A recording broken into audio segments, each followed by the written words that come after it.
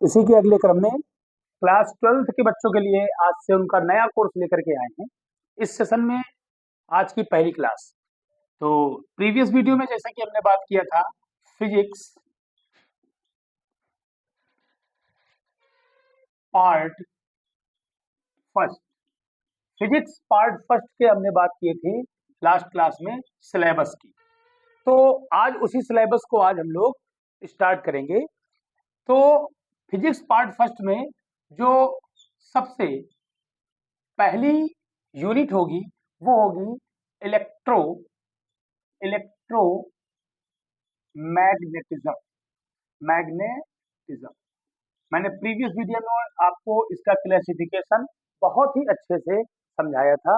आशा करता हूं कि उसी के आगे आप आज से चैनल में हम सभी लोग नए सेशन की नई क्लासों की स्टडी करेंगे।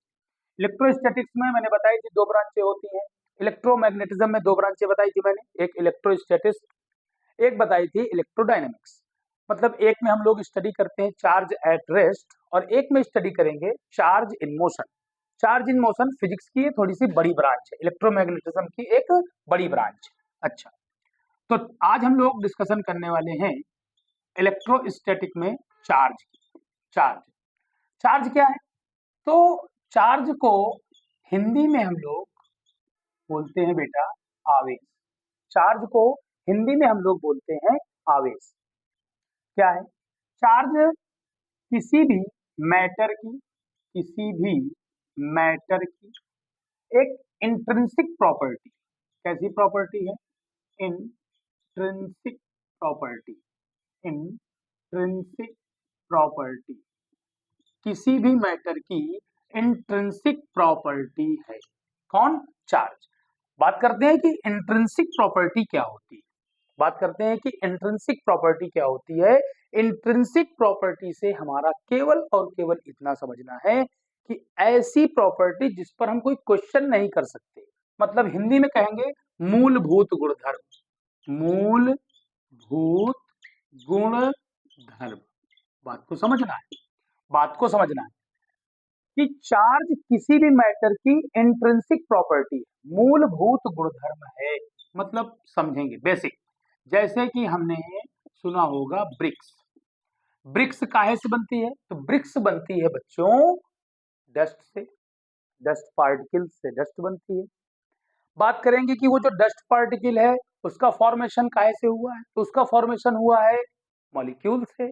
मॉलिक्यूल हमारा काहे से बनता है? तो मॉलिक्यूल हमारा एटम से बनता है। अब एटम हमारा काहे से बनता है? तो एटम हमारा इलेक्ट्रॉन, प्रोटॉन और न्यूट्रॉन से फॉर्म होता है। अब क्वेश्चन करें कि इलेक्ट्रॉन काहे से फॉर्म होता है? तो इलेक्ट्रॉन काहे से फॉर्म होता है, ये हमारा एक क्वेश्चन मार्क होगा कि इलेक्ट्रॉन काहे से बना। क्योंकि electron is the fundamental particle of any atom. Electron, proton and neutron fundamental particle है।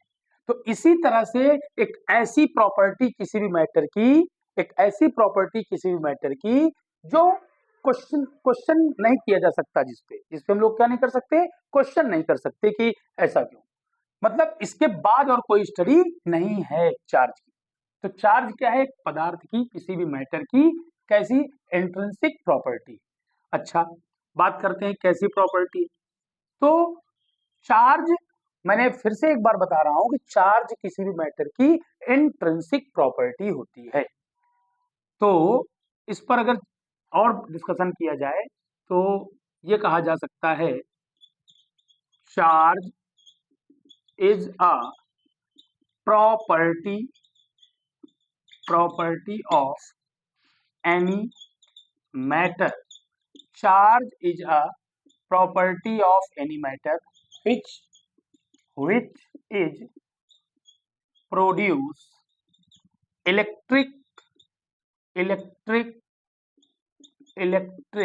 and magnetic effect। Electric and magnetic effect. मैं ये कह सकता हूं कि चार्ज किसी भी मैटर की एक ऐसी प्रॉपर्टी है कि वो क्या प्रोड्यूस कर सकती है? इलेक्ट्रिक इफेक्ट और magnetic effect and magnetic effect.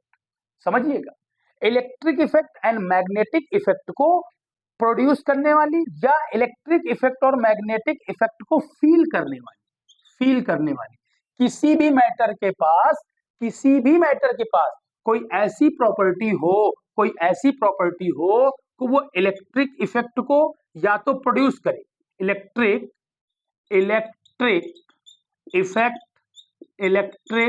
Effect को प्रोड्यूस करे,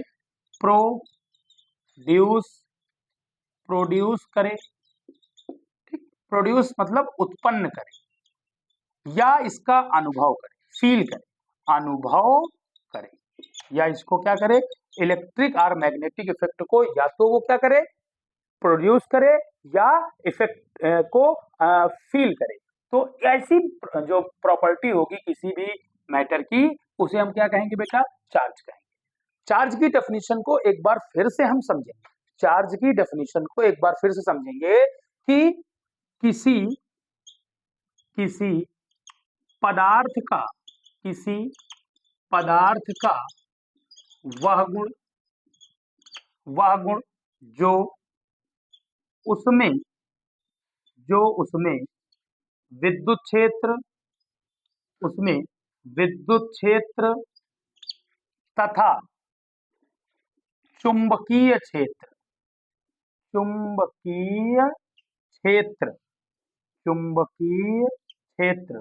उत्पन्न करता है या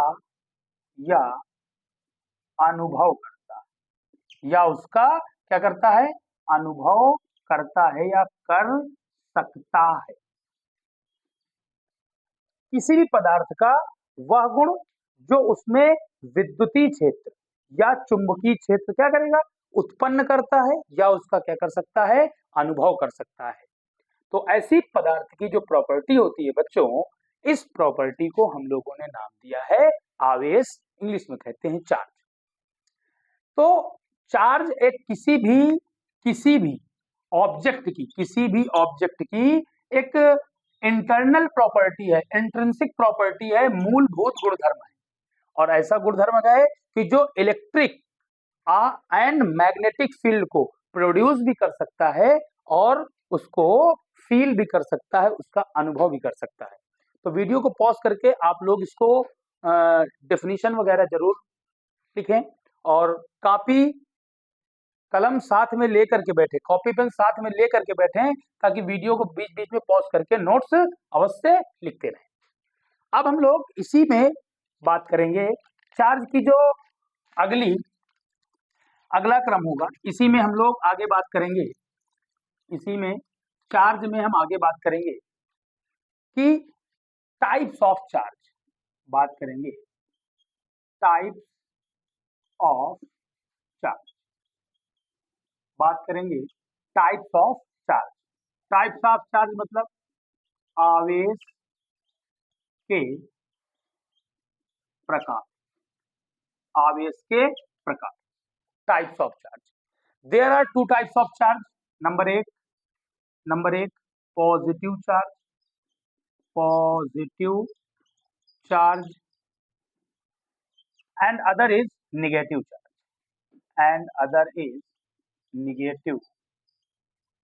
चार्ज। इसको हम लोग प्लस साइन से डिनोट करते हैं और इसको हम लोग माइनस साइन से रिप्रेजेंट करते हैं। थोड़ा सा पॉजिटिव चार्ज के बारे में समझेंगे। क्या है पॉजिटिव चार्ज?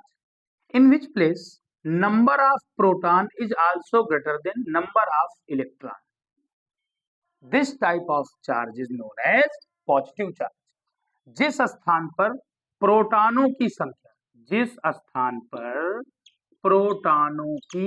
संख्या ज्यादा होगी से इलेक्ट्रॉनों की संख्या से, वी कैन से दैट, कह सकते हैं कि वहां पर कौन सा आवेश होगा? धन आवेश, पॉजिटिव चार्ज। इसके अपोजिट, in which place number of electron is also greater than number of proton, this type of charge is known as negative charge. Hindi में कह सकते हैं कि जहां पर इलेक्ट्रॉनों की संख्या ज्यादा हो प्रोटॉनों की संख्या से, प्रोटॉनों की संख्या से, तो हम कह सकते हैं कि वहां पर ऋणावेश होता है। इसके अलावा अगर हम चाहें तो एक चीज और भी समझ सकते हैं, इसके अलावा हम लोग चाहें तो एक चीज और भी समझ सकते हैं कि कोई ऐसा प्लेस जहां पर कोई ऐसा प्लेस जहां पर इलेक्ट्रॉनों और प्रोटॉनों की संख्या अगर सेम आ जाए, इलेक्ट्रॉनों और प्रोटॉनों की संख्या सेम आ जाए, इलेक्ट्रॉनों अगर कहीं भी number of electron is also equal to number of proton, अगर हम ये कह दें कि अगर कहीं भी नंबर ऑफ इलेक्ट्रॉन इक्वल हो नंबर ऑफ प्रोटॉन के, तो इसे हम कहेंगे न्यूट्रल चार्ज। क्या कहेंगे? Neutral charge, neutral charge. ठीक। उदासीन, उदासीन कहेंगे कि ऑब्जेक्ट कैसा है, चार्ज ना कहिए, न्यूट्रल मैटर कह दीजिए। ठीक। अच्छा, कभी कभी एक क्वेश्चन आता है कि जो न्यूट्रल मैटर होते हैं उनके पास चार्ज होता है कि नहीं होता? तो हमेशा याद रखना, न्यूट्रल मैटर के पास चार्ज होता है, क्योंकि उसके पास इलेक्ट्रॉन भी है, प्रोटॉन भी है, तो इलेक्ट्रॉन का भी अपना चार्ज होगा और प्रोटॉन का भी अपना चार्ज होगा। लेकिन इसका नेट चार्ज जो होता है वो जीरो होता है, नेट चार्ज जीरो होता है, नेट चार्ज क्या होता है? जीरो होता है। तो कभी भी ये नहीं कहना चाहिए कि न्यूट्रल पार्टिकल के पास कोई चार्ज नहीं होता, उसके पास चार्ज होता है लेकिन उसका नेट चार्ज जो होता है वो जीरो होता है। तो टाइप्स ऑफ चार्ज में आपने समझ लिया कि चार्ज कै टाइप का होता है, टू टाइप्स का, एक पॉजिटिव चार्ज और एक निगेटिव चार्ज। पॉजिटिव चार्ज को प्लस से डिनोट करते हैं, निगेटिव चार्ज को माइनस से डिनोट करते हैं। और जिस जगह पर प्रोटॉनों की संख्या ज्यादा होगी, in which place number of proton is also greater than number of electron, this type of charge is known as positive charge. And in which place number of electron is also greater than number of proton, this type of charge is known as negative charge. उसी के आगे अगर हम बात करें थोड़ा सा कुछ बेसिक्स हमको लर्न भी करना पड़ सकता है। ज्यादा चीजें फिजिक्स में लर्न नहीं करनी है, समझने पर ज्यादा प्रयास करना है, ज्यादा फोकस करना है समझने पर। लेकिन फिर भी जैसे हम कहें कि charge of electron 1.6 into 10⁻⁻⁻19 coulomb, charge of proton 1.6 into 10⁻⁻19 coulomb. जो चार्ज ऑफ इलेक्ट्रॉन है और चार्ज ऑफ प्रोटॉन है, मैग्नीट्यूडनल सेम है, दोनों का जो मैग्नीट्यूड है वो सेम है, but electron in negative nature और प्रोटॉन इन पॉजिटिव नेचर, ये दोनों के बीच का डिफरेंस है। वहीं पर अगर हम बात करें कि mass of electron 9.1 into 10⁻⁻31 kg and mass of proton is 1.67 into 10⁻⁻27 kg। तो जो चार्ज होता है जो इलेक्ट्रॉन और प्रोटॉन का मैग्नीट्यूडनल सेम होता है। Charge of electron, charge of proton जो है मैग्नीट्यूड में सेम है, नेचर में अपोजिट है। लेकिन अगर हम बात करें कि mass of electron and mass of proton, तो मास ऑफ इलेक्ट्रॉन अलग होता है, मास ऑफ प्रोटॉन अलग होता है। क्या डिफरेंस होता है दोनों में? तो याद रखना, mass of proton is 1837 times of mass of electron. मतलब जो हमारा प्रोटॉन का द्रव्यमान है वो इलेक्ट्रॉन के द्रव्यमान का 1837 टाइम्स होता है, मतलब 1837 गुना होता है लगभग। तो इस तरह से हम कह सकते हैं कि प्रोटॉन बहुत ही भारी कण है और इलेक्ट्रॉन बहुत ही हल्का कण है। तो अगला जो टॉपिक होगा चार्ज का, और एक चीज ये भी समझ लें, चार्ज को डिनोट करते हैं काहे से? क्यू से। अच्छा, अब हम अगला टॉपिक पढ़ेंगे concept of charge. Concept of charge, concept of charge, concept of charge. ध्यान से समझेंगे कॉन्सेप्ट ऑफ चार्ज क्या है। कॉन्सेप्ट ऑफ चार्ज को हम लोग ध्यान से समझें। कॉन्सेप्ट ऑफ चार्ज मीन्स आवेश की संकल्पना, आवेश की संकल्पना। सभी बच्चे ध्यान से समझें इसको, concept of charge. So it is very very very important point of learning this chapter. बहुत ही इंपॉर्टेंट पॉइंट है कॉन्सेप्ट ऑफ चार्ज। सभी बच्चे जानते होंगे कि Na मतलब सोडियम, इसका एटॉमिक नंबर कितना होता है 11, means number of electron is 11, means number of, चलिए इसको स्मॉल एन से दिखा दें, number of electron is 11 and number of proton is 11। इसका इलेक्ट्रॉनिक कॉन्फ़िगरेशन क्या होता है? इसका इलेक्ट्रॉनिक कॉन्फ़िगरेशन होता है 2 8 1। लास्ट सेल में कितने इलेक्ट्रॉन है 1। अगर एक इलेक्ट्रॉन ये डोनेट कर देगा तो इसका ऑक्टेट कंप्लीट होगा। ये अगर एक इलेक्ट्रॉन डोनेट करेगा, अच्छा इलेक्ट्रॉन में सभी लोग जानते हैं कैसा चार्ज होता है निगेटिव, इसमें कैसा चार्ज होता है पॉजिटिव। अगर ये एक इलेक्ट्रॉन डोनेट कर दे, एक इलेक्ट्रॉन डोनेट कर दे, एक इलेक्ट्रॉन डोनेट कर दे मतलब एक इलेक्ट्रॉन का क्या कर दे दान कर दे, तो अब यहाँ पर कितने इलेक्ट्रॉन बचे? अब इलेक्ट्रॉन कितने बचे 10। लेकिन प्रोटॉन अभी भी कितने? प्रोटॉन अभी भी कितने हैं 11।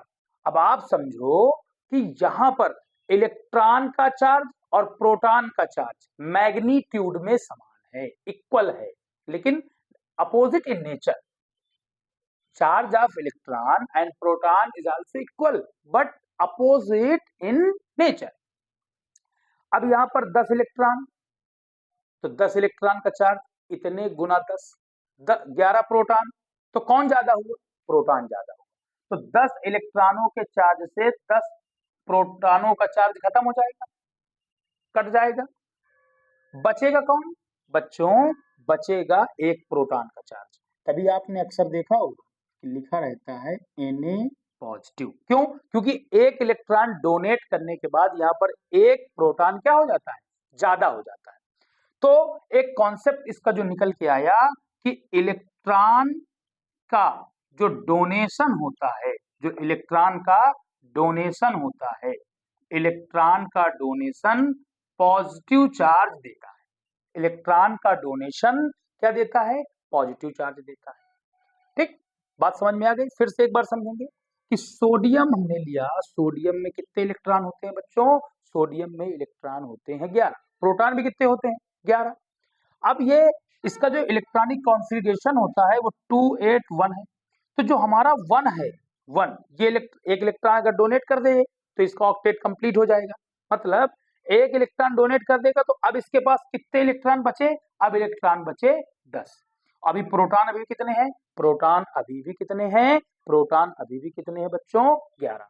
अगर प्रोटॉन अभी भी 11 है तो ध्यान से समझे, अभी भी प्रोटॉन 11 है, तो जितने एक इलेक्ट्रॉन का चार्ज है उतना ही चार्ज एक प्रोटॉन का है। दोनों चार्ज में क्या है? इक्वल है मैग्नीट्यूड, लेकिन अपोजिट नेचर के, ये माइनस का ये प्लस का। अब 10 निगेटिव और 10 पॉजिटिव कट जाएंगे, क्या बचेगा बच्चों?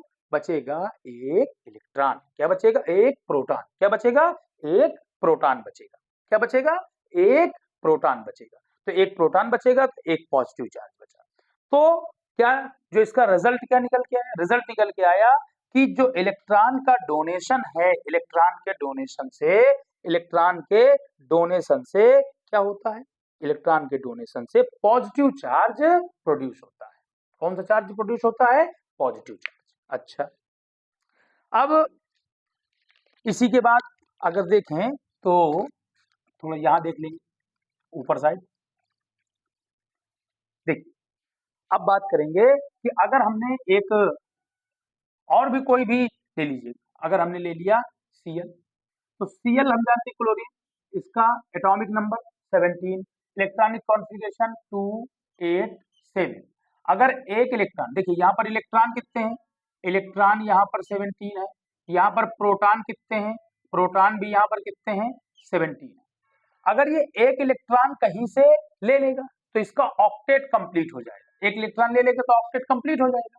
अब आप बताइए कि यहाँ पर अब इलेक्ट्रॉन अगर एक इलेक्ट्रॉन रिसीव कर ले तो अगर एक इलेक्ट्रॉन क्या कर ले? रिसीव कर ले, ठीक, एक्सेप्ट कर ले। एक इलेक्ट्रॉन क्या कर ले? रिसीव कर ले। तो एक इलेक्ट्रॉन रिसीव करने के बाद अब इलेक्ट्रॉन कितने हो जाएंगे? नंबर ऑफ इलेक्ट्रॉन हो जाएंगे इसके पास 18। और प्रोटॉन अभी भी कितने हैं इसके पास, प्रोटॉन अभी भी कितने हैं 17, साइड में लिखा हुआ है कि charge of electron charge of proton magnitudinal same, magnitude में सेम है। अगर 17 पॉजिटिव है तो 17 निगेटिव कट हो जाएंगे, क्या बचेगा 1 निगेटिव बचेगा। तभी आपने अक्सर देखा होगा कि लिखा रहता है Cl निगेटिव, एक निगेटिव क्यों, क्योंकि एक इलेक्ट्रॉन क्या हो गया है, बढ़ गया। रिजल्ट क्या निकल के आया, रिजल्ट निकल के आया कि अगर इलेक्ट्रॉन रिसीव करेंगे आप कभी, तो वहां से कौन सा चार्ज जनरेट होगा, वहां से जो चार्ज जनरेट होगा वो कौन सा होगा, निगेटिव चार्ज होगा।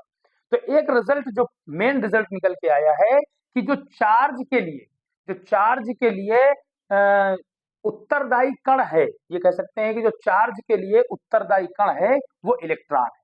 चार्ज के लिए उत्तरदायी कण कौन है, इलेक्ट्रॉन है। तो वी कैन से दैट कि चार्ज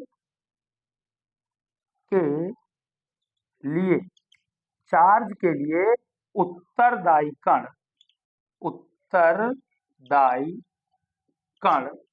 चार्ज के लिए उत्तरदायी कण कौन है बच्चों, तो इलेक्ट्रॉन। कौन है, इलेक्ट्रॉन। चार्ज के लिए देखा आपने कि जब इलेक्ट्रॉन को डोनेट कर रहे हैं तो पॉजिटिव चार्ज, और जब इलेक्ट्रॉन को रिसीव कर रहे हैं तो कौन सा चार्ज, निगेटिव चार्ज। तो इस तरह से हम देखेंगे कि ये था कॉन्सेप्ट ऑफ चार्ज। यहीं पर एक बात और मैं डिस्कस किए देता हूं कि चार्ज के लिए जो हमारा मेन पार्टिकल है, जो जिम्मेदार है, वो कौन है, इलेक्ट्रॉन है। आखिरकार प्रोटॉन क्यों नहीं, प्रोटॉन भी तो जिम्मेदार हो सकता है। तो यहां पर हम समझेंगे कि चार्ज के लिए प्रोटॉन जिम्मेदार क्यों नहीं है, क्यों मेन पार्टिकल नहीं, समझिए। देखिए पहली बात तो प्रोटॉन कहाँ होता है, न्यूक्लियस में होता है। साथ में कौन रहता है, न्यूट्रॉन रहता है।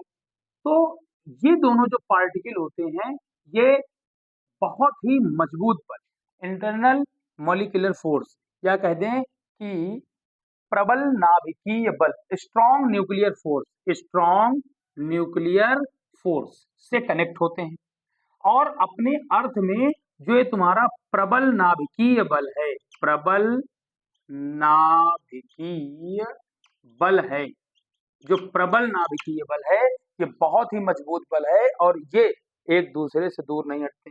एक वजह और, एक वजह जो मेन है आप समझो, अगर मैं एक डलिया ले लूं, समझना बेसिक कंसेप्ट की बात है, और इसमें छोटे छोटे गुब्बारे रख दूं, छोटे छोटे क्या रख दूं, गुब्बारे, ठीक, गुब्बारे मतलब बैलून्स, गुब्बारे मतलब बैलून्स। और इसी में मैं क्या करूं, स्फेरिकल स्फेरिकल उसी साइज की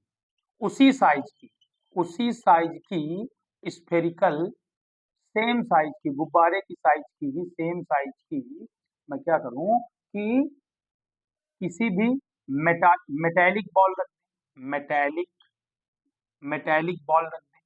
मेटालिक बॉल मतलब क्या होता है कि धातु की कोई बॉल रख दें, ठीक। अब मैं इसको बाहर से फूंकूं, अगर फूंकूं तो सपोज करो कौन आराम से हट जाएगा इससे, कौन उड़ सकता है इससे, तो आप बोलेंगे कि सर बैलून्स उड़ जाएंगे।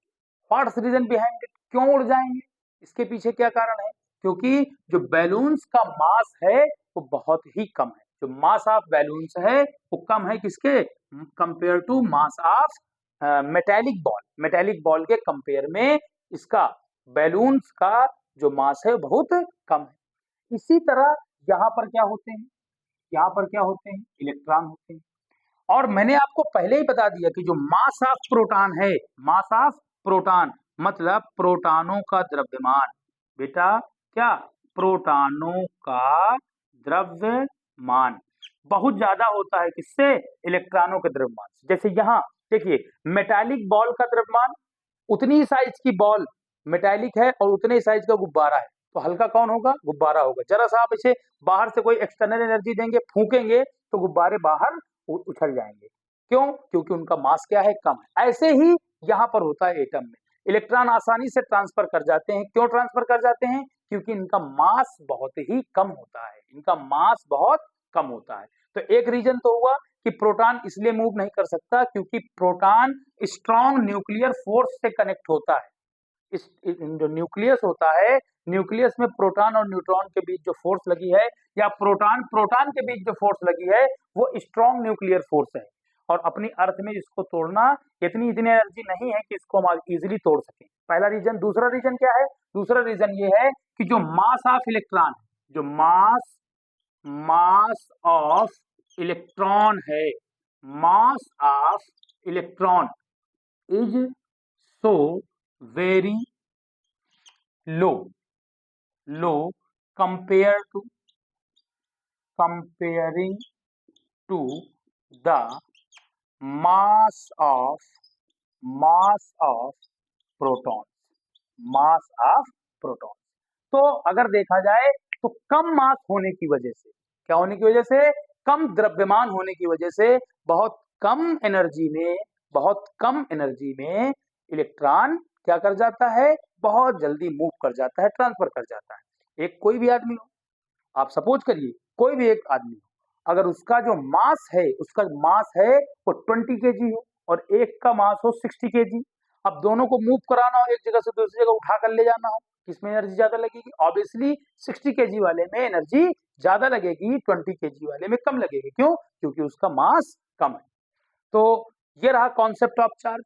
कॉन्सेप्ट ऑफ चार्ज के बाद अब हम इसके बाद नया वीडियो लेकर के आएंगे।